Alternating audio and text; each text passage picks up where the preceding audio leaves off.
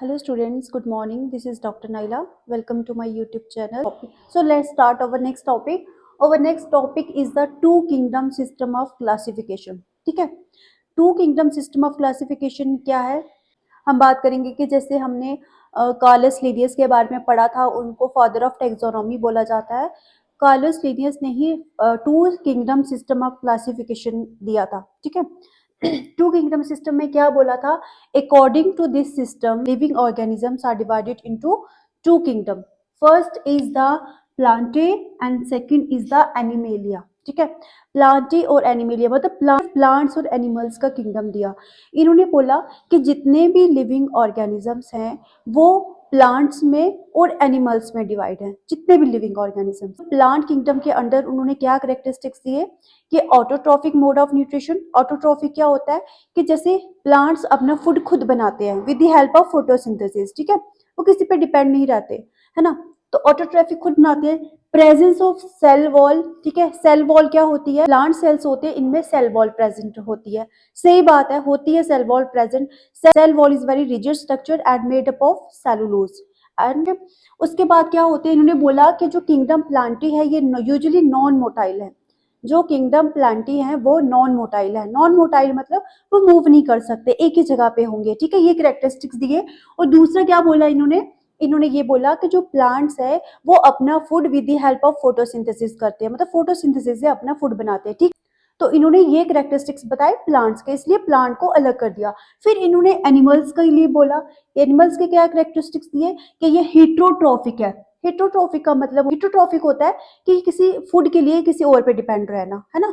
जैसे हम लोग हैं, हम खुद हमारी बॉडी सिंथेसाइज नहीं करती है फूड, हम डिपेंड रहते हैं किसी। हेटरोट्रॉपिक मतलब ये किसी और पे डिपेंड रहते हैं खाने के लिए। ठीक है, दूसरा क्या बोला कि जो सेल वॉल है, सेल वॉल इनमें एब्सेंट होती है। एनिमल सेल में सेल वॉल एब्सेंट होती है। और क्या बोला इन्होंने? जो एनिमल किंगडम है इनके अंदर जितने ऑर्गेनिजम्स आते हैं ये सारे मोटाइल होंगे, मूवमेंट करेंगे। ठीक है, और उन्होंने बोला कि जो एनिमल किंगडम है इनमें वेल डेवलप्ड ऑर्गन भी होंगे और टिश्यूज भी होंगे। तो इन्होंने क्या बोला कि जितने भी लिविंग ऑर्गेनिजम्स है तो वो प्लांट्स में और एनिमल्स में डिवाइड है। ठीक है, और उनके कैरेक्टरिस्टिक्स दे दिए। तो इनके मेरिट्स और डीमेरिट्स क्या है? मेरिट्स तो ये हो गए कि पहला साइंटिस्ट थे जिन्होंने क्लासिफिकेशन दी, क्लासिफाई किया कि जो लिविंग ऑर्गेनिजम्स हैं वो प्लांट्स और एनिमल्स में डिवाइड, एक कॉन्सेप्ट दे दिया उनको। ठीक है, दूसरा क्या बोला इन्होंने? प्लांट्स को पूरा एनिमल से सेपरेट किया, है ना। इनके अपनी करेक्टरिस्टिक्स देख लिए तो दोनों के अलग करेक्टरिस्टिक्स है, इन्होंने क्या कर लिया? दोनों को सेपरेट किया। ठीक है, ये एक मेरिट आ गया। और इन्होंने क्या किया? ऑर्गेनिजम्स को स्टडी करना इजी कर दिया कि हम इजिली हम ऑर्गेनिज्म को स्टडी कर सकते हैं on the basis of their classification. Then next is demerits. ठीक है, डीमेरिट्स भी थे। डीमेरिट्स ये थे कि इन्होंने क्या बोला? इन्होंने prokaryotic organisms and eukaryotic organisms को सेपरेट नहीं किया। ठीक है, डिटेल में हम आगे पढ़ेंगे प्रोकैरियोट्स क्या होते हैं। ये कैरियोट्स अभी आपको एक सिंपल वे में बता देती हूँ। प्रोकैरियोट्स वो ऑर्गेनिजम्स होते हैं जिनमें न्यूक्लियस नहीं होता है, जैसे कि बैक्टीरिया हो गए, है ना। तो इन्होंने उनको डिफरेंशिएट ही नहीं किया, मतलब इसमें बैक्टीरिया भी थे ना, तो बैक्टीरिया किसमें डाले इन्होंने? बैक्टीरिया का कोई डिस्कशन नहीं किया, फंजाई का कोई डिस्कस नहीं किया। इसलिए इन्होंने क्या किया? प्रोकैरियोट्स एंड यूकैरियोटिक ऑर्गेनिजम्स को डिफरेंशिएट नहीं किया, जो कि मोस्ट इंपॉर्टेंट पार्ट है। ठीक है, उसके बाद इन्होंने इन्होंने क्या किया? जो यूनिसेलुलर ऑर्गेनिजम्स थे और मल्टी सेलुलर ऑर्गेनिजम्स थे, इन दोनों को साथ में रख दिया। यूनिसेलुलर क्या होते हैं? जिनमें सिंगल सेल ऑर्गेनिज्म, जैसे कि बैक्टीरिया जो है वो क्या है? यूनिसेलुलर ऑर्गेनिजम्स है। और multi cellular organism higher animals है। तो इन्होंने क्या किया? हायर एनिमल्स और प्लांट्स भी मल्टी सेलुलर में आते हैं, तो इन्होंने प्रोकैरियोट्स एंड यूकैरियोट्स को एक ही ग्रुप में डाल दिया। ठीक है, उसके बाद तो इन्होंने और क्या बोला? इन्होंने बोला कि fungi were placed in Plantae. जो फंजाई है, फंजाई को इन्होंने किस में डाल दिया?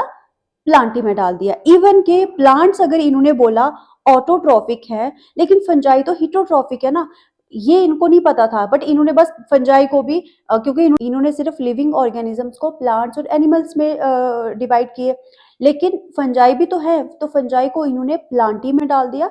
इवन के फंजाई जो है वो हिटरोट्रॉफिक, उनका मोड ऑफ न्यूट्रिशन जो है वो हिटरोट्रॉफिक होता है। ठीक है, ये एक डीमेरिट हुआ। दूसरा लास्ट क्या है कि युगलीना। ठीक है, युगलीना क्या है?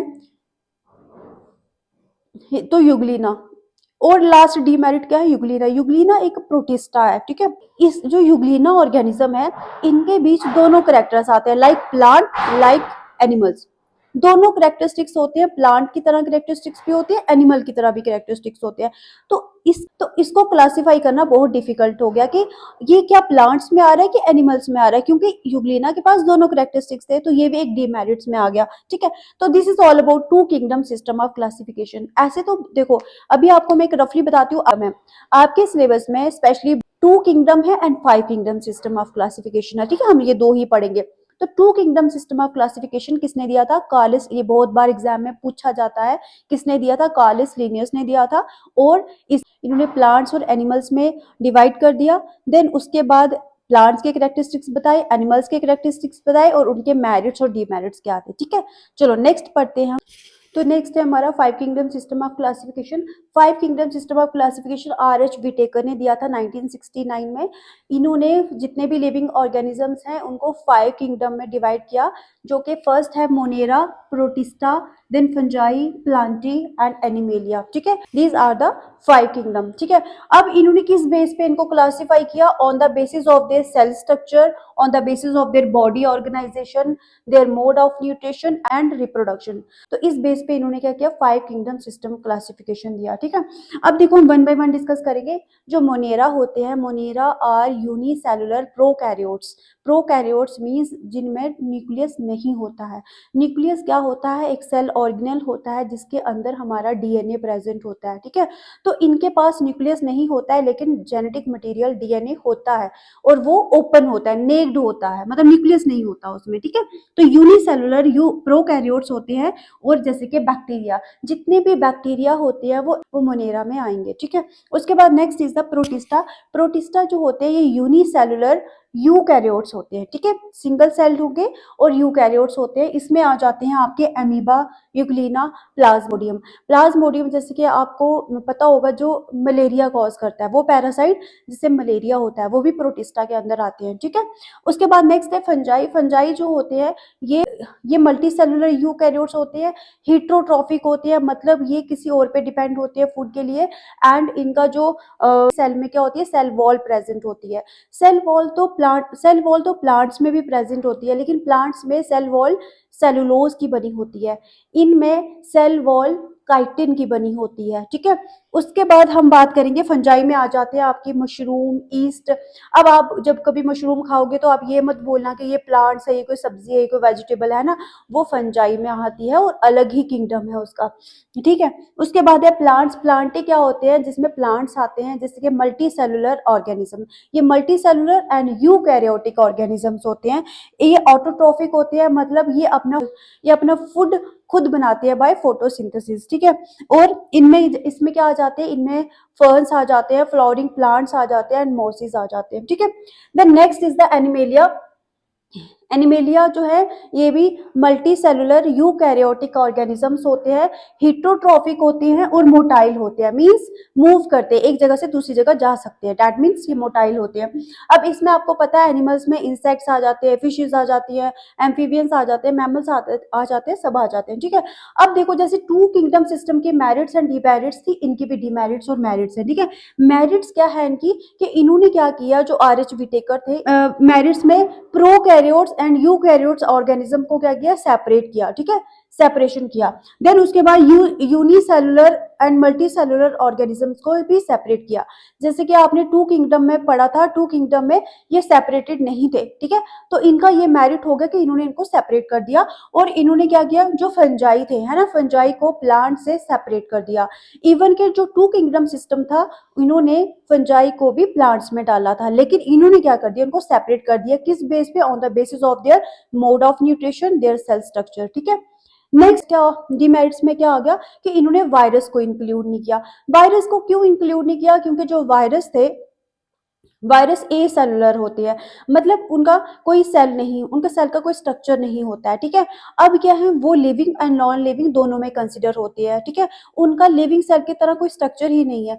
फॉर एग्जाम्पल वो अगर बाहर आप देखोगे, ओपन में देखोगे, वो एज ए नॉन लिविंग होते हैं, ठीक है। जब उनको होस्ट मिलता है, होस्ट क्या, जैसे कि हम हो गए, उनको कोई बॉडी मिल जाती है जिसके अंदर जाके वो डिजीज कॉज करते हैं, मतलब रिप्रोडक्शन करते हैं और डिजीज कॉज करते हैं, तब वो लिविंग होते हैं। तो इसीलिए इन्होंने इनको नहीं डाला, तो लेकिन वो इसलिए ये एक डिमेरिट है इसका।